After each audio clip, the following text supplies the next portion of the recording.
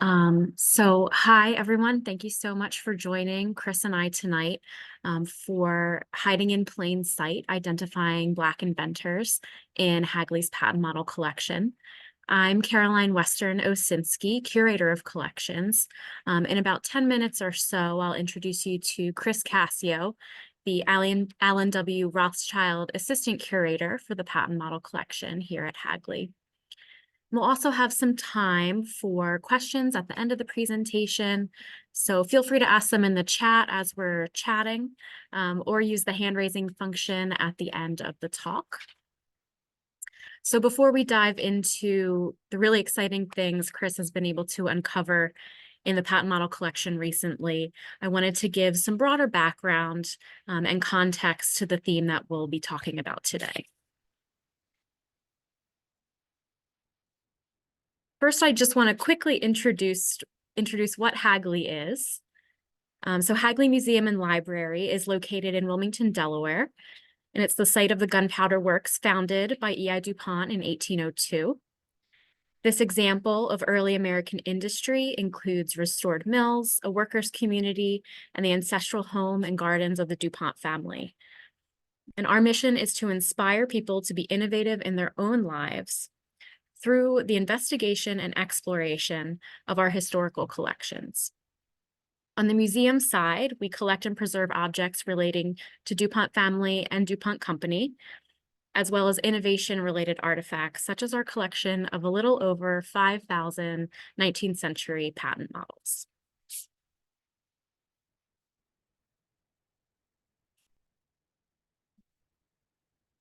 So what is a patent model? Patent models are small-scale representations of inventions. From 1790 to around 1870 or so, inventors who wished to be considered for a patent were required to submit a small-scale model of their invention, along with drawings and a detailed description to the patent office. The United States patent system did not bar anyone from applying for a patent. Patenting was open to anyone, no matter their race, ethnicity, or gender. The Patent Office did not ask for or collect any of this information from its applicants.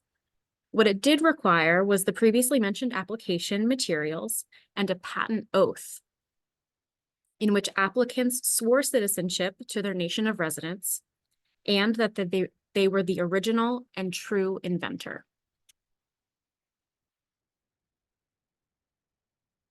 The patent record in the United States is meticulously kept, and the information held within it is invaluable. We can discern which industries were undergoing rapid change and improvement. We can track the areas of the country in which certain industries grew and flourished. And we can sometimes track to whom or to what company a certain invention was assigned to for production purposes. But what is sometimes difficult to know is exactly who was patenting in the 19th century. Due to the fact that inventors did not have to submit their race or gender to the Patent Office, many researchers, including us here at Hagley, are committing ourselves to the work of researching and presenting a more accurate picture of America's inventive past. An inventor myth was pervasive in the 19th century. And that inventor myth is that most, if not all, inventors were white men. But we know now that the reality is much more complex and diverse, and many more stories of inventive genius are waiting to be told.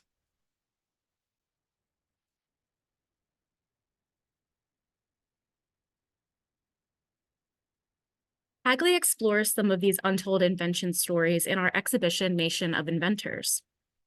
However, with a little over 5,000 patent models in our collection, we've only begun to scratch the surface of what these objects can tell us about their inventors.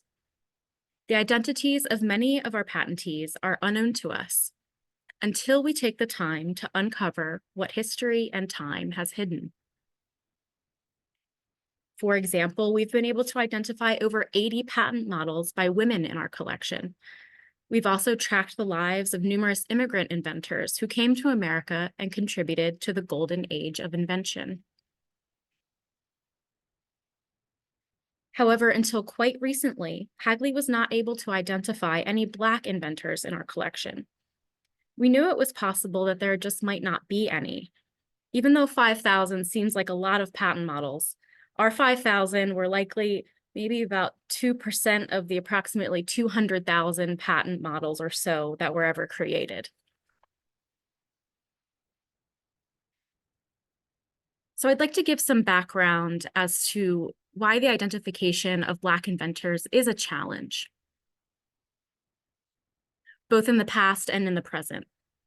Two important points about the legal, political, and social landscape of 19th century America are worth noting up front.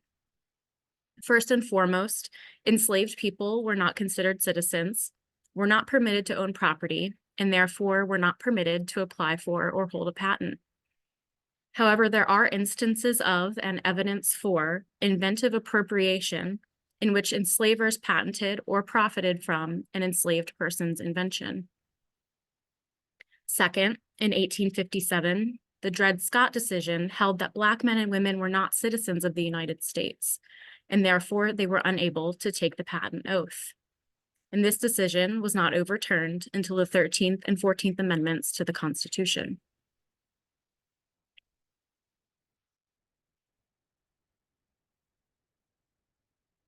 The patent application process did offer a rare instance of racial and gender anonymity by not requiring inventors to disclose demographic information, meaning patent examiners generally did not know the race or gender of inventors whose applications they reviewed. Black inventors, and more broadly, inventors of color, likely avoided racial discrimination in this way. Additionally, in order to avoid racial discrimination, some Black inventors chose to use a white business partner as proxy, allowing the white partner to patent the invention in their name, therefore also risking the invalidity of the patent oath. Both of these methods of passing contribute to the challenges of identifying Black inventors today.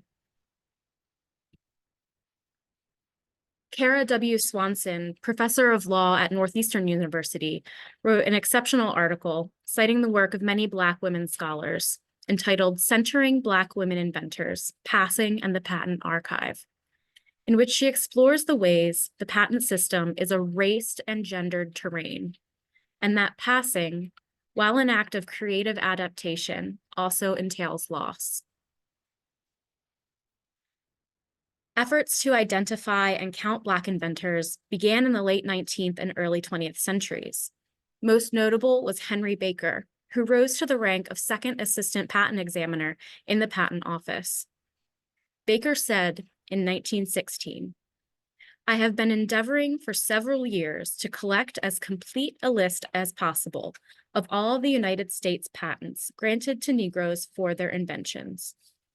And while my position as an assistant examiner in this office has given me full access to the complete office records, I have found it practically impossible to make much headway in my understanding when relying solely upon these records, because they do not distinguish among patentees as to race, only as to nation." Baker turned to essentially crowdsourcing to gather information on Black inventors. He wrote to as many patent attorneys as he possibly could, asking if they had ever heard of or done business with a Black inventor. Eventually, after many years of correspondence with many varying tones of response, Baker compiled a list of over 800 confirmed Black patentees.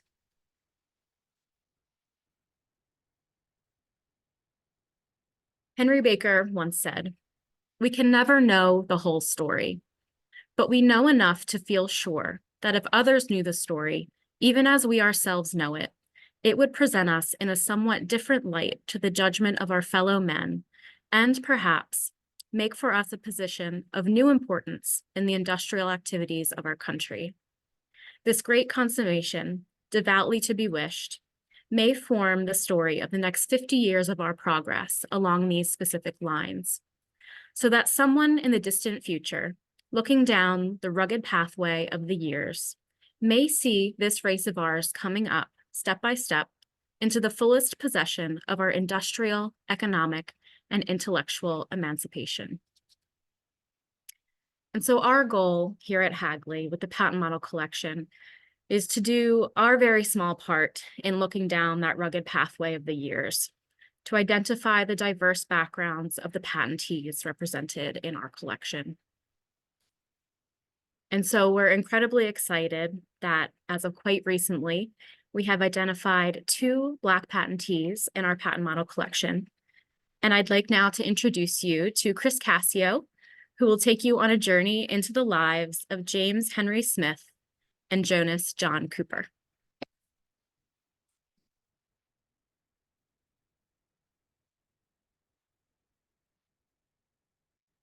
Thank you very much for that wonderful introduction, Caroline, and putting a good start to what this presentation is going to entail. Again, my name is Chris Cassio. I'm the curator of patent models here at Hagley Museum and Library.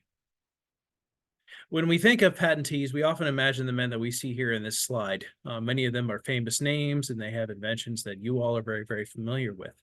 But really, if you were to look at all the patentees that are involved in this collection of patent models here at Hagley, like Caroline had said, well over 5,000, this would represent a very good selection of them, but many of them are names that you would never recognize.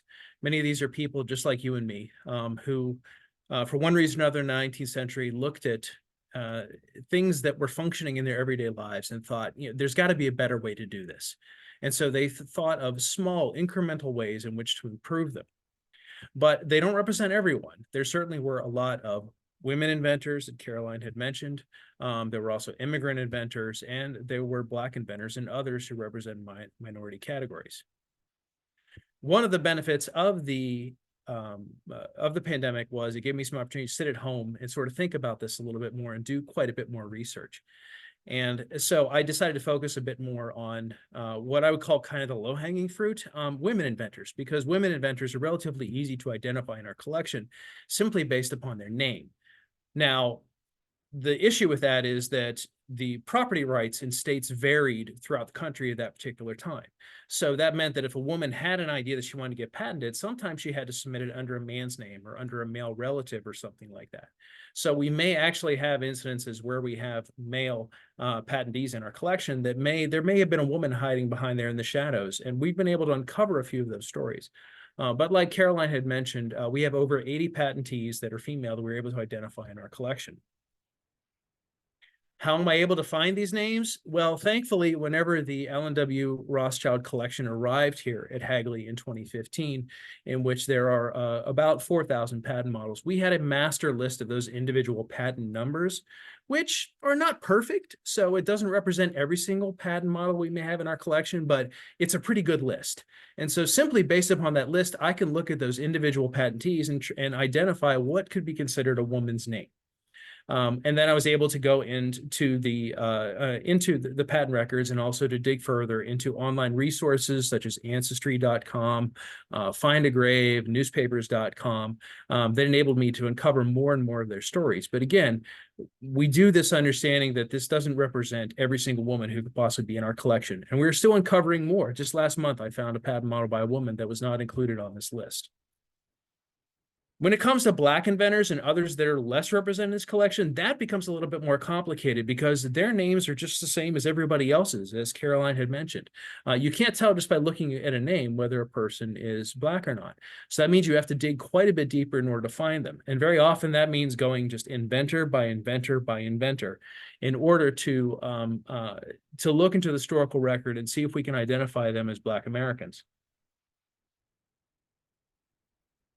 And thankfully, we're able to do that because of this person, Trudy Costin. Trudy Costin is a volunteer researcher here at Hagley Museum. She has a background in IT, and she also is an amateur genealogist. So she brings a lot of skills to the table. When I first started working here in 2020, I knew almost nothing about online research. I had been raised as a historian in the old university method of doing things, which means, okay, go to a library and start looking at books and start looking at some papers. That is not the situation nowadays. We're able to uncover a lot more information using these online resources. And thankfully, Trudy has been teaching me kind of how to do this.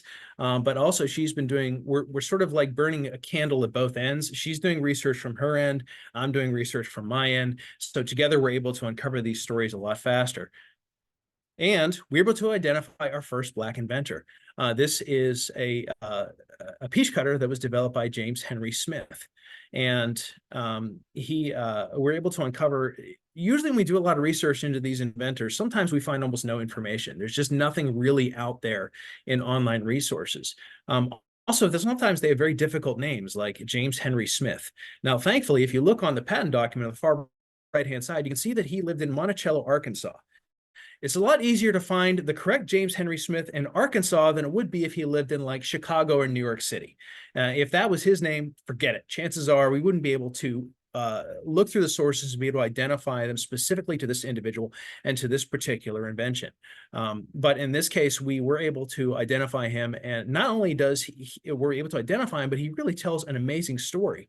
Less about the invention itself and more about the individual and how his family was able to navigate the enormous change that Black Americans were going through in the 19th century. Thankfully, we had a biography to go by. This is the title page for a biography that was published on him in Arkansas in 1889. Now, that biography is relatively brief, but it's chock full of a lot of facts. We're able to take those facts and able to go backwards into the historical record and to prove that a lot of those facts were true. One of the facts that we know is true is that he was born in Camden, Delaware. Now, I didn't get a chance to see who all is tuning into this particular presentation. Many of you may be Delawareans, but some of you are not. So that was very exciting for us because Delaware is a relatively small state, even though we were a slave state. And we also had a significant free Black population in the 19th century. The fact that our first Black inventor actually was homegrown was very fascinating for us. We know that he was born in Camden, Delaware in 1843. He lived there for about 5 years, and then he moved. You can see Camden circled there on the map. Then he moved over to New Jersey in Penns Grove, and you can see another section on the map there where it is circled. And I have a little window up here that's kind of blocking my view. So I'm going to try and X that out. There we go. I can see better now so that I can make sure that you're seeing what I'm seeing. So we know that he moves to Penns Grove, New Jersey. When he's about 15 years old, his father dies. Now, we haven't been able to find any information about his family. With a common name like Smith, you can understand why that would be difficult. Were it not for this biography that was written by him, we probably wouldn't know a number of these details. So we don't know about his father. We don't know about his mother. Our assumption is because they were able to move from Camden to New Jersey relatively easily before the Civil War that they were free Blacks. Now, we know from his biography that he moved to New York City and became a personal secretary to a woman named Mrs. J. Bastrop. Now, sadly, with a very unique name like that, you'd think we'd be able to find them in the New York City directories or in the census, but we weren't. So we really don't know much about her individually. But we do know that she recommended him to, where's my next slide here? It's not moving. Space bar. There we go. I got it. This man on your right, Dr. William Henry Clark. Dr. William Henry Clark was a dentist who lived in Philadelphia, and James Henry Smith studied dentistry with him in the city. And not only did he study with him, but he studied under a number of very prominent both white and Black dentists in Philadelphia at that time. One of which was in the top left corner, Dr. John Hugh McQuillan. And in the middle, we have the census listing of him in 1860 in the city of Philadelphia. Now, I'm not sure if you can see the screen as well as I can. In fact, I'm going to put my glasses on right now. But if you look at the very bottom, you can see that there's a man named William Kennard, whose occupation is listed as waiter. And he's a Black man born in Delaware, just like James Henry Smith. He eventually would become a dentist as well. And he is one of the dentists that James Henry Smith trained under into Philadelphia. Also, he trained another Black dentist named William Henry Longfellow, which is identified in the census listing and highlighted there on your right. He also mentions in his biography that he trained under a Dr. Kennard. Now, believe it or not, there were 2 Black dentists with the last name of Kennard living in Philadelphia at that time, both of whom were Black men born in Delaware. It seems that Philadelphia was actually recruiting Black men throughout the Mid-Atlantic to come to Philadelphia to study medicine and to study dentistry. And these were 2 of those men. One of whom, a Dr. Thomas Kennard, who may be the one he's talking about, is pictured in the lower left. Dr. Kennard is actually more well known as being an advocate for abolition and also being a reverend in the African Methodist Episcopal Church. And he traveled widely, including all the way to Europe prior to the Civil War, advocating for their race. So Because of his race, Dr. Smith was not able to get into a dental school in Philadelphia. So instead, back then, medicine was a bit more of an apprenticeship than a professional university-trained occupation at that time. So he was able to get an exam by his fellow dentists and get a certificate to practice. He next shows up in Pittsburgh. We can see him highlighted here in the city directory in 1868. And we can also see an ad for his services there on the right. You can see he advertises himself as a surgeon dentist.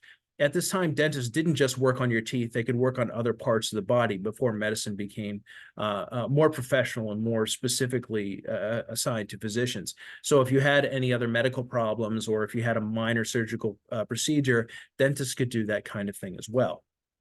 So this is 1868. He next shows up in Chicago.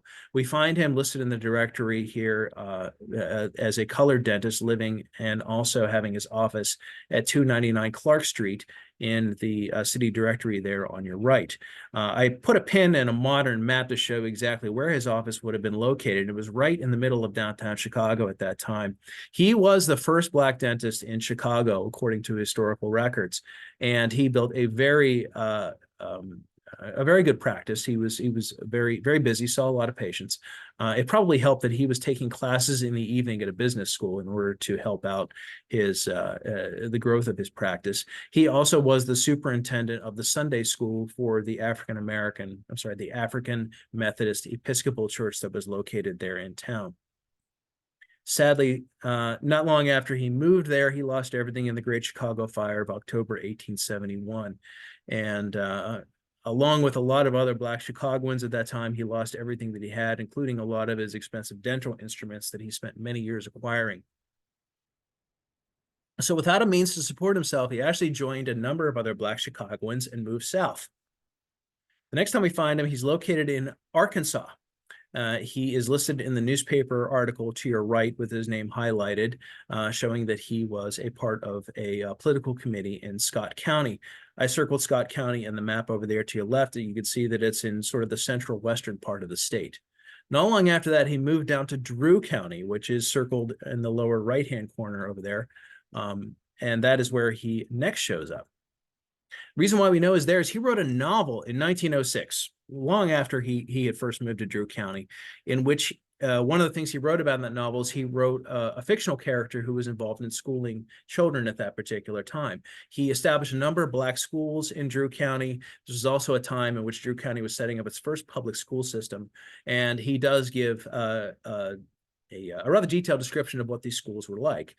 You can see that we have a number of log school or log buildings that are located here. Sadly, in this slide, I was not able to find one in Arkansas, but you kind of get the idea. They were one-room buildings. The students were largely Black, though there were indications that he also taught white students, and that they were sitting on logs or benches with very few school supplies, and adults and children were learning alongside one another. He next shows up in Indianapolis whenever he married his wife, Florence Gulliver. She's listed there in the Indianapolis directory in 1876, and her occupation is listed as teacher. So we're not 100% sure exactly how they met, but because they're both teachers, it suggests that they somehow met through their joint occupation, and they got married in November 15th of 1876. And this is when he begins inventing. This is when he submits his very first patent.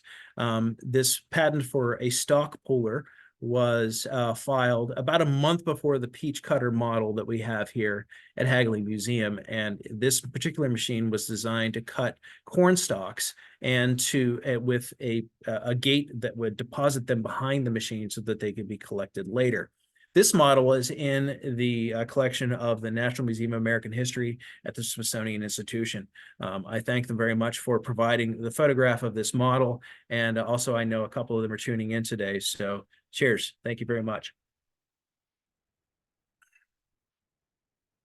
And then, of course, like I mentioned, about a month later is whenever he got this model for this peach cutter. So you may ask, why is he patenting a peach cutter?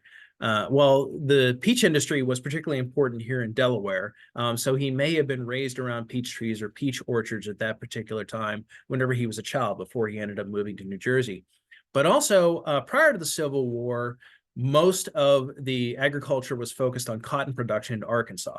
Well, after the Civil War, not only did they lose the slaves who were working that particular crop, but it also was particularly labor intensive. So they were looking to diversify their agricultural base. And in addition to adding many different kinds of crops, they added peaches. There was a particular variety of peach that was developed in Georgia, big surprise, around the same time in which this particular machine was invented, called the Alberta peach, and they planted that extensively in Arkansas. So that might have been the incentives that he would have had to invent this kind of machine. This wasn't his only 2 patents, though. He patented 3 other machines. He patented 2 more peach stoners, and he also patented a weatherboard gauge that was used for quickly measuring boards to be cut into cladding to be put on the outside of buildings. He next appears in the 1880 census living in Little Rock, Arkansas. And you can see in the highlighted area that his occupation is listed as dentist. So it's clear that he managed to acquire enough money to buy new dental tools and to open a dental practice in Little Rock. His wife, Florence, her occupation is listed a music teacher. So we know she was a teacher, but we didn't know specifically that she was teaching music. So she was doing that in the city at the time. They also welcomed 2 children. We have Charles W. and we have Florence G. Sadly, Florence G. would die when she was just a child, but they would have another daughter whose story is very significant. We'll talk a little bit more about her as we go down the line. Little Rock at that time was referred to as a Negro's paradise. This was a city which was growing significantly, and about 30% of the population was Black. And not only did they have significant political power during Reconstruction after the Civil War, but they also were able to establish their own banks. They were establishing their own merchants, their own businesses, their own professionals, including dentists and doctors, to which Dr. Henry Smith was the only Black dentist that we know of, at least at this particular time in the city of Little Rock. This community fostered a rather strong Black middle class and also a small Black aristocracy to which Dr. Henry Smith belonged. We're very lucky in that not only do we know all this information about Dr. Smith, we have some personal impressions of him. And you can see this quote at the top of the screen there from a fellow Black physician that talks about him, in which he says he is thoroughly prepared and courteous. And I can't quite read it here. Anyway, I'll let you read the quote because for some reason my screen, I can't see it up here. Oops, I got to go back. How do I go back here, Caroline? Oh, there it is. Sorry. So I'm going to let you read that quote up there because I can't read it on my screen. But anyway, it gives an example of how he was perceived as a good citizen and a good character there in the city of Arkansas at that particular time. He was also very active in the community. He was active in politics. He was an elector for James A. Garfield in the presidential election of 1881. He also helped organize the New Orleans Fair in 1884 and 1885. He also established the Pine Bluff Colored Fair, which was used to promote colored businesses and colored farmers in Arkansas. And there's a newspaper article there mentioning the establishment of that fair as well. He also hosted Frederick Douglass in his house. Back in this particular time period, there were very few Black-run hotels in Arkansas, so it wasn't unusual for important intellectuals, musicians, authors, famous individuals such as Frederick Douglass to stay with a person such as Dr. Henry Smith. And while you see the picture there on your screen, that's not his house, but that's a house that still stands on the same street in which he lived. So it gives you an idea of what the Victorian architecture was like in Arkansas at that particular time. And we have yet another quote up top in which we get an impression of not only, well, I should back up really quickly and say that Frederick Douglass, having him there, staying with him, would have been a very important event in the town of Little Rock, and so they sent a reporter there to interview Frederick Douglass, and he left us a little bit of an impression about Dr. Smith and also the house in which he lived in. Things began to change in Arkansas in the 1890s. At that time, the Democrats began to gain more political power, and so the Republicans and a lot of the Black politicians were voted out of office, and also they were losing political power in the town at that time. And at this time, also, we have the introduction of the Tilden Separate Coach Act of 1891, in which this man pictured here, John N. Tillman, was advocating for the separate but equal policies that had become to be spurred up around this Jim Crow era throughout the United States. And you can see in the newspaper article here, we have Dr. Smith's name highlighted. He chaired two different meetings that were convened to help fight against this particular act. Sadly, they were not successful, and it did become law. And that began the spiraling downward of Blacks losing a lot of rights in Little Rock, Arkansas at that time. Because of the implementation of segregation and Jim Crow laws in Arkansas, it significantly impacted him personally, especially his finances. A lot of his, he lost a number of his white patients. He also lost a number of his middle class and upper class Black patients who were either unable to afford his services or had actively moved out of town. So that meant that by the time he died, he actually in his will only had $5 to give to each of his children. And as you can see, I managed to locate his gravestone online, and there are two photographs. One photograph in which it looks like at one point it had been buried, and thankfully they had cleaned it off. But another detail about that gravestone, not only because it's a very simple gravestone for such a very important and one time an influential wealthy man, one of the unfortunate aspects of it is that they even get the name of the date of his death wrong. It is listed as March as opposed to April. So what happened to his family after he died?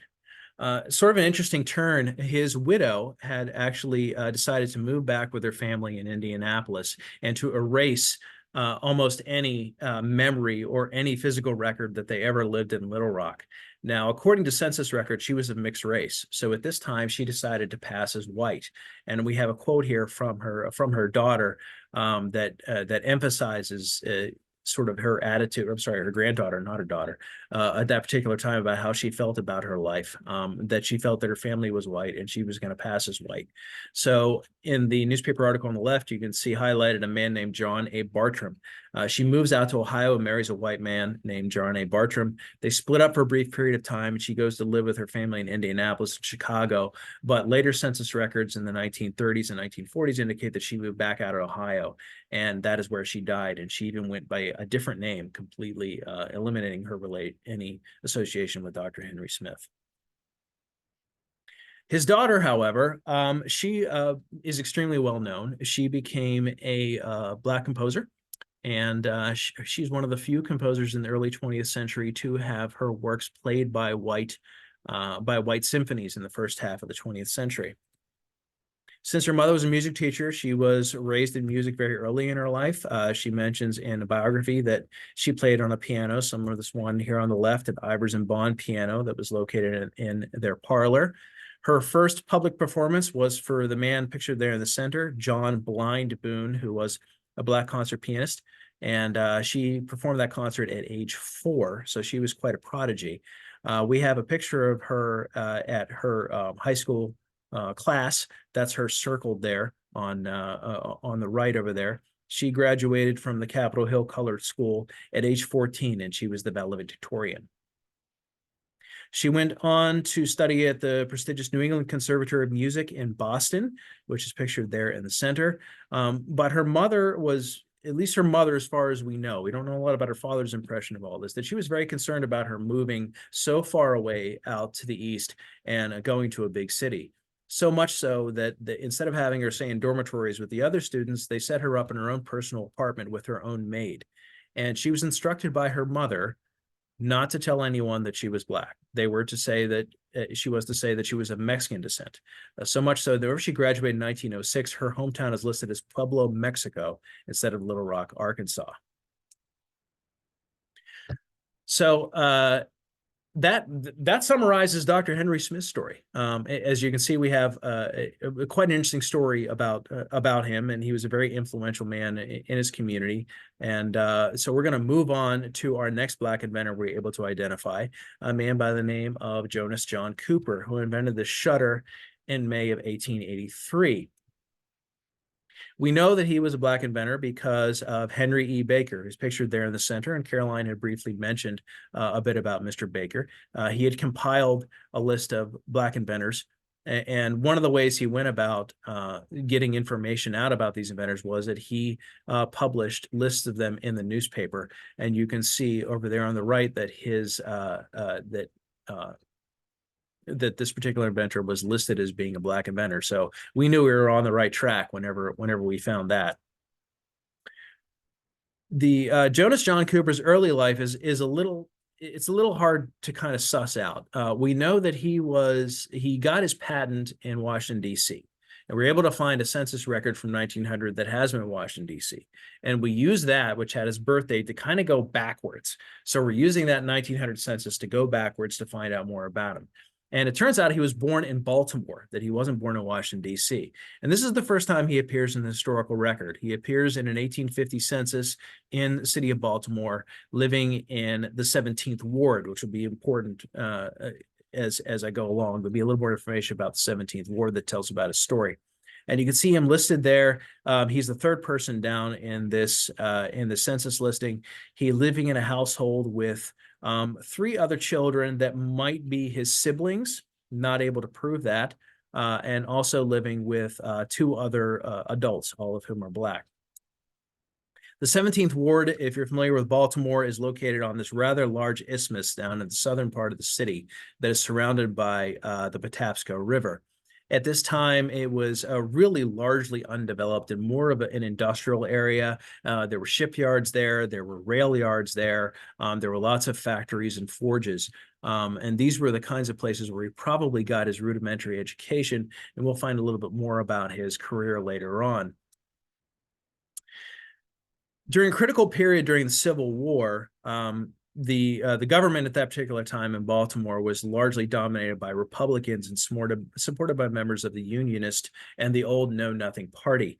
And they decided to try and pass a new constitution, state constitution, I'd say, in 1864. They did that successfully because they allowed men serving in the Union Army who are from Maryland to submit absentee votes to approve that particular constitution, but they did not allow the 25,000 or so Confederate soldiers to submit that. And because of that, they managed to pass that new constitution, which established some very basic rights for Black people in that community and also abolished slavery.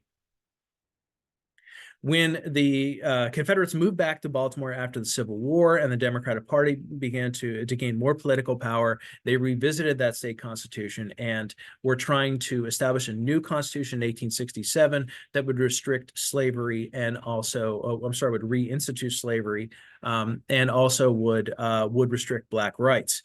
In the newspaper article on the left, you can see Jonas Cooper's name highlighted. He represented the 17th Ward in the meeting of the Radical Convention that was trying to oppose this. So he was actively fighting for Black rights and universal manhood suffrage in the state of Maryland. Sadly, that effort did not succeed. So the new Constitution was passed in 1867. Blacks did manage to retain their property rights, but they did lose the right to participate in the political process. Now, all this became moot several years later whenever the 15th Amendment was passed. However, he was actively involved in fighting for his race in the city. We first find out a little bit about his occupation through this newspaper clipping. You can see his name highlighted there. He was listed as a colored engineer who was working at a distillery. Reason why this appears in the newspaper is the owners of the distillery were accused of defrauding the government from tax revenue by producing whiskey and then putting that in the excise warehouse without actually paying the duties on that whiskey. Now, Jonas Cooper was not at all involved whatsoever in this particular conspiracy, but his name is mentioned.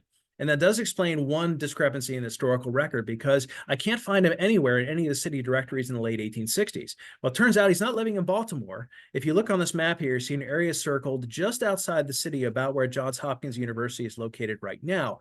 That indicates that he was probably living there and working at the distillery at that time.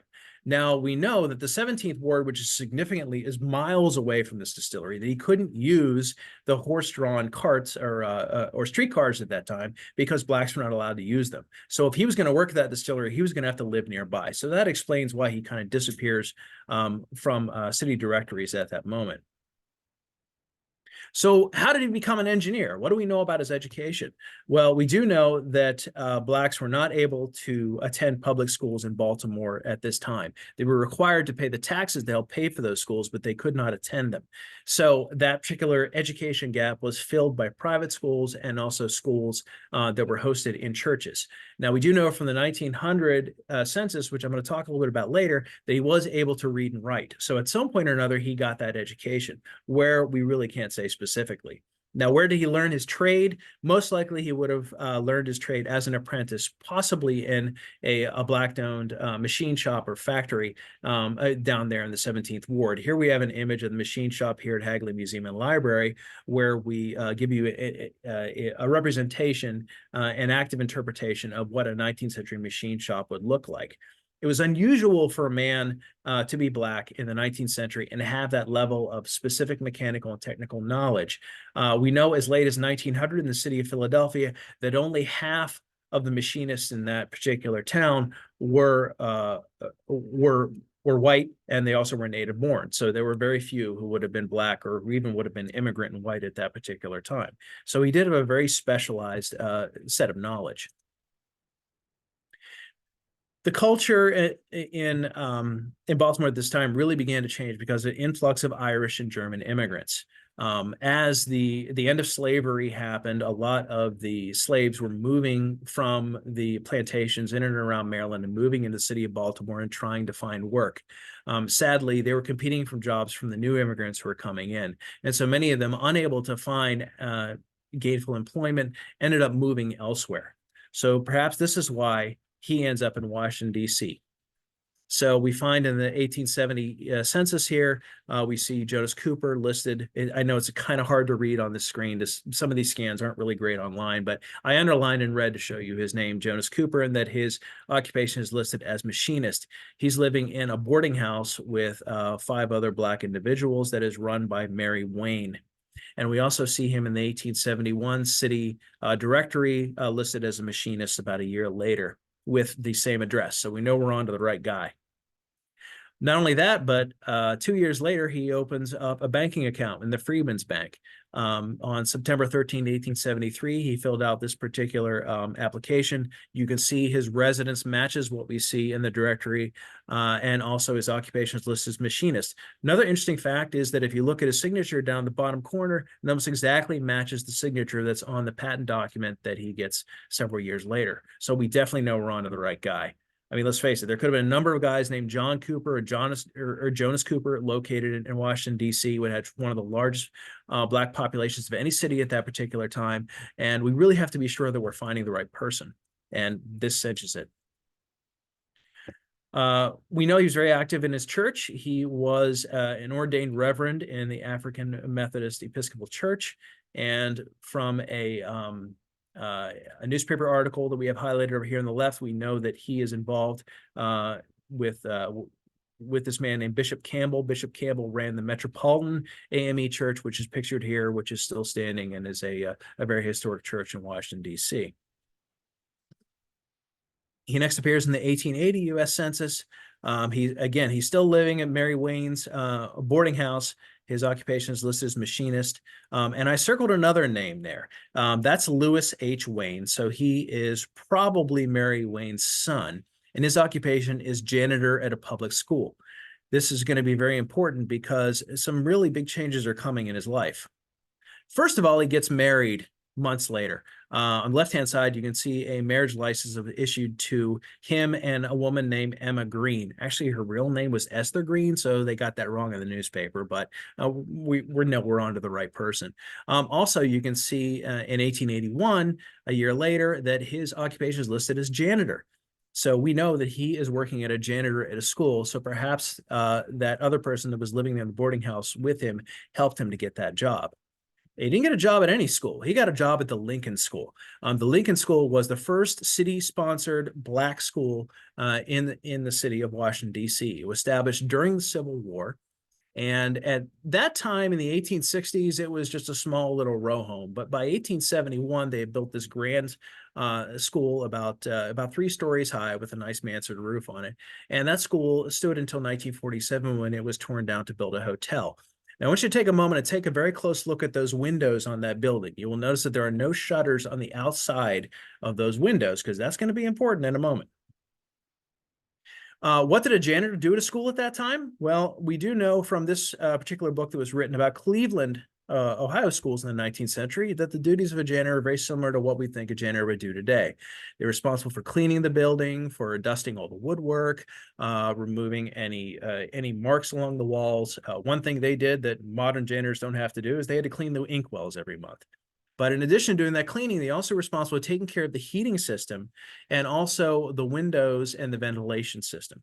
And perhaps that is what inspired his invention. So here we have the patent model for Jonas Cooper's shutter. And he mentions in his application that it requires an outlay of much strength daily to take these shutters down. At this time, most public buildings had shutters, whether they were on the exterior or the interior, or sometimes they fit into pockets that are built in directly into the walls of the building. These are needed primarily for security at night, so people couldn't break windows and steal things and get into buildings and stuff like that. So he mentions that they're very difficult and very heavy to take down. So he invents this shutter that will fit inside a traditional double hung window from the interior side. There are two brass sort of button handles on either side of the louvers, and they're relatively lightweight so that you can pick them up. One person can pick them up and can put them inside the window. The trouble is, how do you keep it from falling out? Well, on the left-hand side, you will see these brass catches. And if you push those levers over to the left, wooden blocks come out of recesses inside the shutter that are coated with rubber that will help keep those specifically in place. There's also a hook at the top right above the louvers that you could attach to a chain or a cord that could provide counterweights that are inside the channels that these fit into. So it was a rather ingenious invention. We don't know for sure whether these were installed in that building or not, but at least we have some physical evidence to suggest, well, there aren't any shutters on the outside, so maybe these shutters were used on the inside, but we really can't say for sure. He resigns his position as janitor in 1888 based upon this newspaper clipping we have right here. And we know then that he goes to work at the Freedmen's Hospital. The Freedmen's Hospital was established during the Civil War to help care for contraband slaves who were coming through the lines and needed shelter and care in the city of Washington, D.C. This later became part of Howard University and was part of their training hospital, and he was working there at that time. We know this because of the Register of Civil and Military Service records that show in 1897 and 1899 that he is listed as working there. I highlighted his section in this particular document because you may notice that his occupation is listed as engineer and his salary is $780. If you compare the other salaries in this particular entry, you will find that he's the fourth highest paid person in that facility. So the only people who were paid more were the administrators and the surgeons and supervisor of nurses. So he has a very important position, not to mention quite a lucrative one. He next appears in the 1900 census, and we get a lot of information from this. I've been talking about the census the whole time, and this really sort of is the Rosetta Stone or the mother lode that enabled us to find all this wonderful information about him.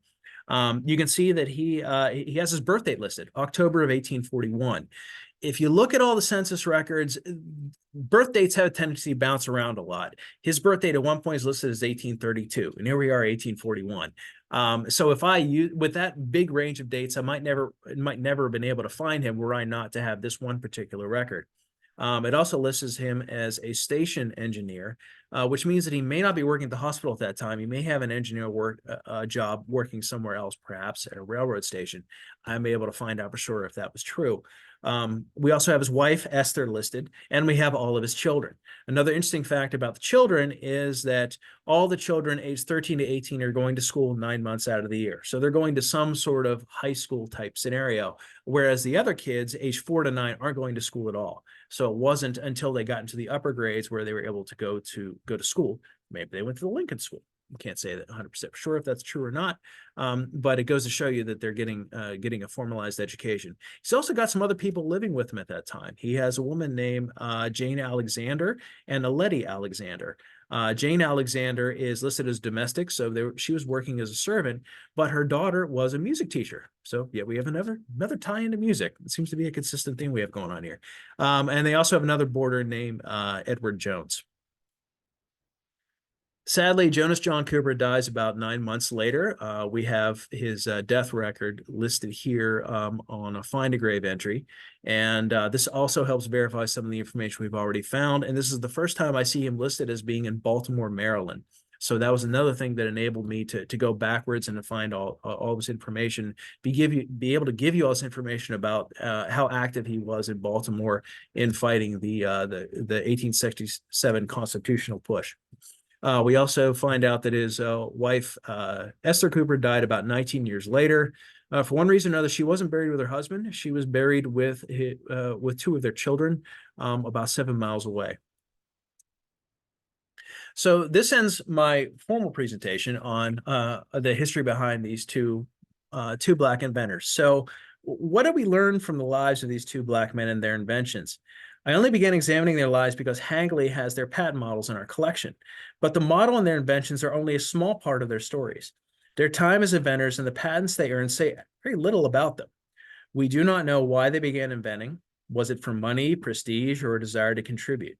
There's no evidence that their inventions were ever manufactured or used by anyone. They did not help their families or significantly add to their personal wealth. No factories were built to make these products or provided jobs for others. They did not make either of them famous, significantly advance technology, or impact the lives of everyday Americans. But their individual contributions far outweigh their inventions by themselves. Dr. Smith's care for his patients, his students, his support of his daughter's talents, as advocacy for their race far outweighs what we see in this model.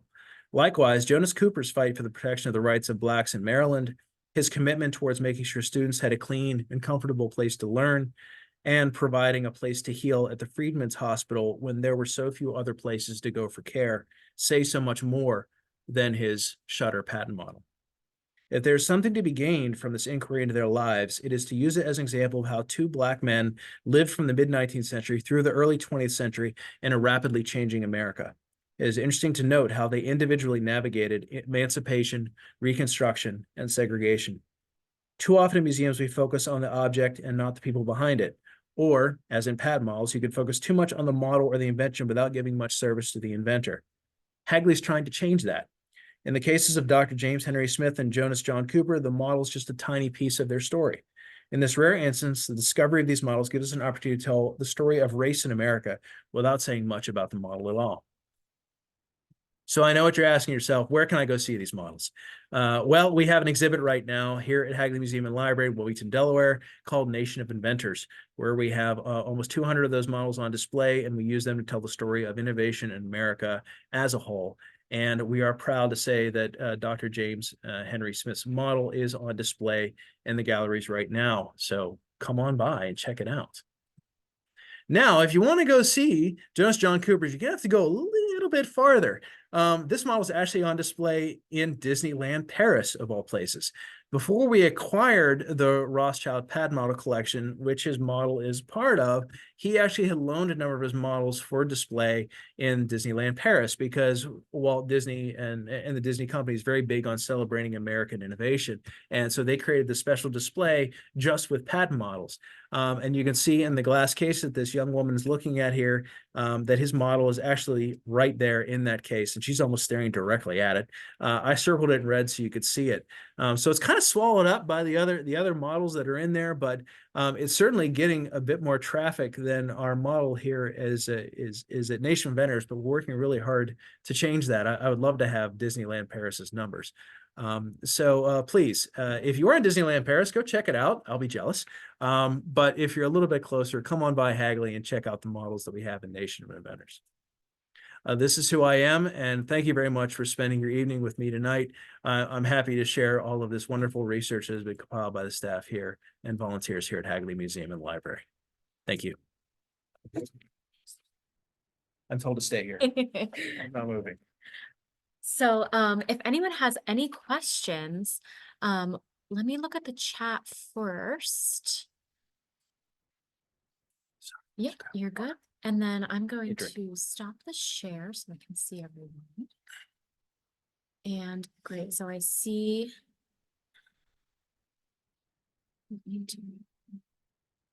Just want to make sure that everyone can unmute themselves.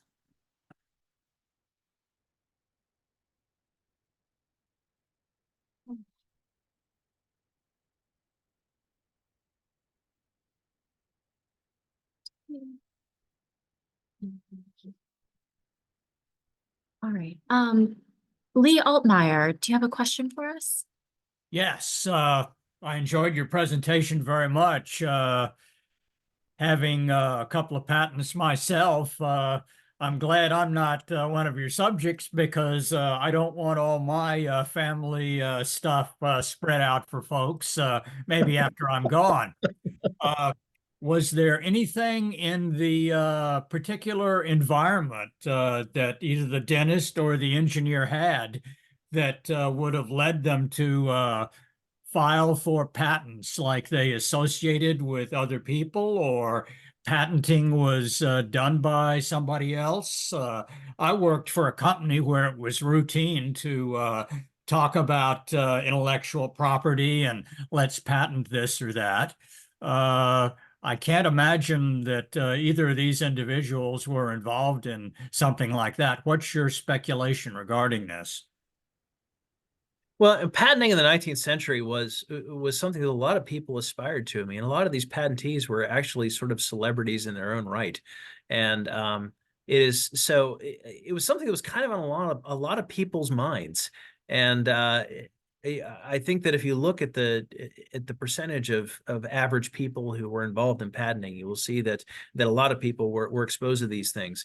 One of the things that helped a lot was the big centennial exposition. I'm sorry, not just centennial, but the big expositions, such as the exhibition in Chicago, the big centennial exhibition in Philadelphia, certainly the enormous press coverage that was around all of these things. They were really out there getting people, encouraging them to look at and find new and interesting ways to improve products. I can't say specifically what inspired these two men to do these things, except that what all of us think when we watch Shark Tank, we go, oh, why didn't I think of that? There's got to be a way to improve upon these things, and that has always been sort of an inherent part of the American culture, and that's something that we celebrate here in America. Other than that, I can't put a specific finger on why these two men invented these two particular things, except if you read their patent applications, they explain exactly why they created these inventions and why they thought that they would be an improvement upon what was there before. That contrasts quite a bit with the obscuring details which the patent attorneys for my company wanted to insert. An attorney was required, and there was a fee which was involved. I'm assuming no lawyers and other stuff was required by these individuals back then, because it sounds a lot more like they could do the patenting themselves and make the model themselves. Well, actually, there were professionals who were available to help them. In fact, the majority of patents that were in the 19th century were done through patent solicitors, because a lot of these people are scattered all over the country and they can't go physically to Washington, D.C. to go look in the records of the Patent and Trademark Office and evaluate the other types of inventions under that category to see if it was worth patenting. So they did need some help, and there were attorneys that helped them out. The fee structure was relatively cheap at that particular time. I've been told that it takes thousands of dollars in order to get something patented in America these days, though I don't have extensive knowledge about patenting in the 21st century. So there were various financial and legal hurdles that were involved. But in all, it was designed to be relatively easy and relatively democratic, and a lot of Americans took advantage of it.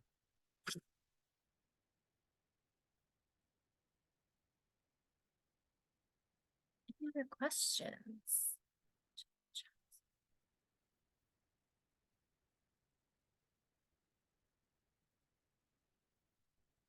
And Barry asks in the chat if there will be any meeting notes available via email afterwards. We do not have any notes. However, this is being recorded. So the link should be available likely on our social media and marketing outlets sometime soon.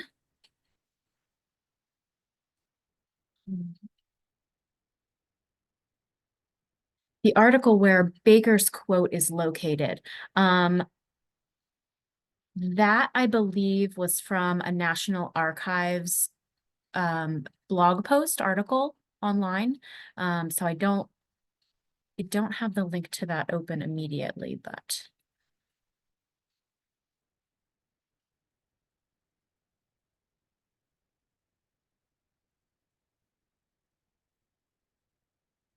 All right, any other questions? We appreciate you all joining us tonight. We appreciate you. Thank you so much. Absolutely. Absolutely. And if you have any questions for us after the fact, please jot down our emails and we're happy to chat with you. I agree. Thanks again. I think it was a great program. Thank you. You're welcome. Wonderful. Thank you. All right. Have a great night and a wonderful weekend, everybody. You too. Bye now. Goodbye.